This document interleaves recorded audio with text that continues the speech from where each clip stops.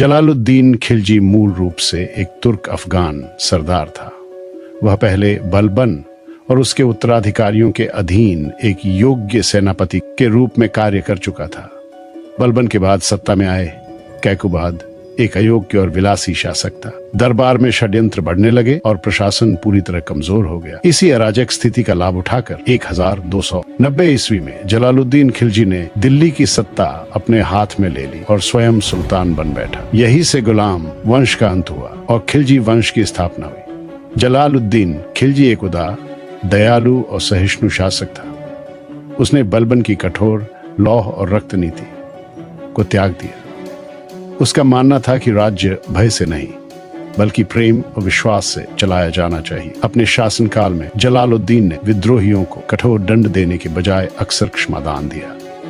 उसने पुराने तुर्क अमीरों को अपने साथ बनाए रखने की कोशिश की, लेकिन उसकी यह नीति बाद में उसकी सबसे बड़ी कमजोरी बन गई। जलालुद्दीन खिलजी की अत्यधिक दयालुता और विश्वास उसके पतन का कारण बनी। उसका भतीजा और दामाद अलाउद्दीन खिलजी अत्यंत महत्वाकांक्षी था।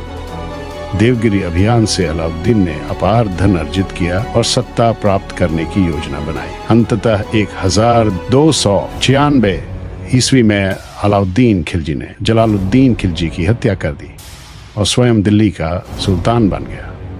उसके बाद अलाउद्दीन खिलजी के शासन में दिल्ली सल्तनत एक मजबूत और केंद्रीकृत साम्राज्य के रूप में उभरी।